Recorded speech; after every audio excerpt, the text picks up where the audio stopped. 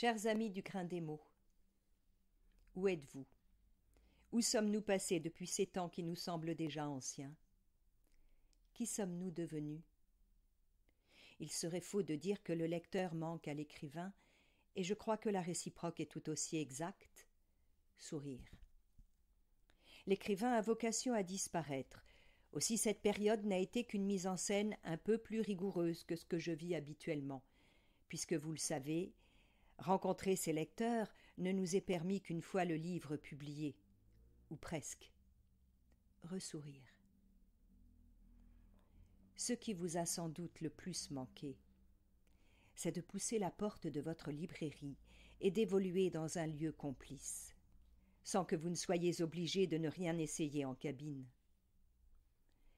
Ce qui vous a sans doute manqué, c'est la connivence avec votre libraire, ses élans d'enthousiasme, ses sourcils froncés, ses doutes, son humour et aussi sa folie douce. Ce qui vous a sans doute manqué, c'est de flâner entre les tables, vous laisser séduire par un titre, une couverture, vous laisser happer par le signe discret que vous fait un auteur par sa bouteille jetée à la mer. Ce qui vous a sans doute manqué, c'est ce hasard qui fait se rencontrer les livres et les lecteurs. Loin du Tinder de la littérature, ce truc électronique qui vous trompe avec des algorithmes infantilisants. Ce qui vous a sans doute manqué, c'est de mettre du temps à vous décider, de ne pas savoir choisir, de feuilleter, d'hésiter, et puis d'empoigner le volume, de le posséder, et d'espérer être enfin seul avec lui, comme avec un amour naissant. Ce qui vous a manqué, c'est de rentrer enfin chez vous, traversé par le désir de savoir.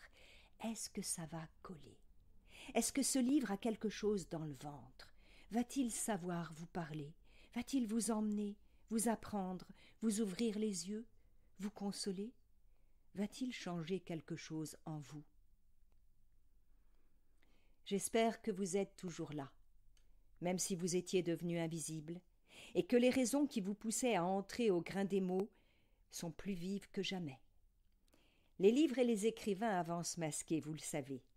Alors, si vous portez le masque, bienvenue au club, nous serons tous à égalité. À bientôt de vos nouvelles. Brigitte Giraud.